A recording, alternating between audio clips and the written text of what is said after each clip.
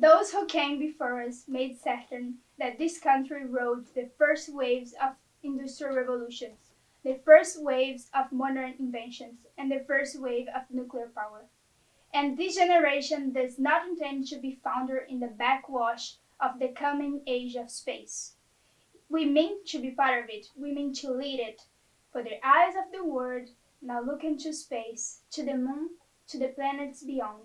And we have vowed that we shall not see it governed by a hostile flag of conquest, but by a banner of freedom and peace. We have vowed that we shall not see space filled with weapons of mass destruction, but with instruments of knowledge and understanding. Yet, the vows of this nation can only be fulfilled if this nation is first. And therefore, we intend to be first. In short, our leadership in science and industry, our hopes for peace and security, our obligation to ourselves as well as the others, all require us to make this effort, to solve the mysteries, to solve them for the good of all men, and to become the world's leading space-faring nation. We set sail on this new sea, because there is new knowledge to be gained and new rights to be won, and they must be won and used for the progress of all people. For space science, like nuclear science and all technology, has no conscience of its own. Whether it will become a force for good or ill will depends on man.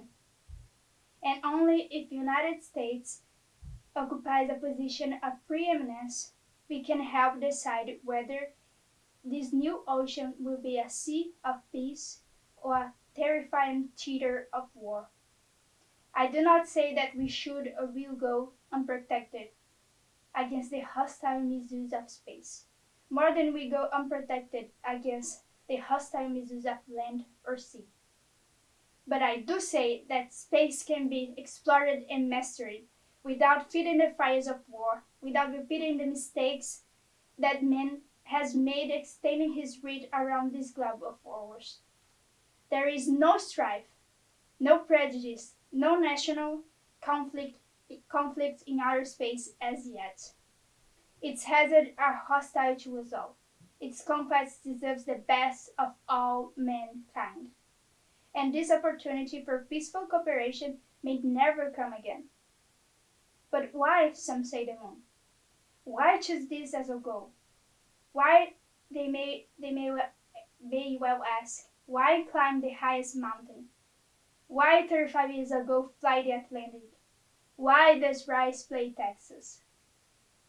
We choose to go to the moon. We choose to go to the moon in this decade and do the other things. But not because they are easy, but because they are hard. Because that goal will serve to organize and measure the best of our energy and skills. Because that challenge is one that we are willing to accept, one that we are unwilling to postpone, and one in which we intend to win.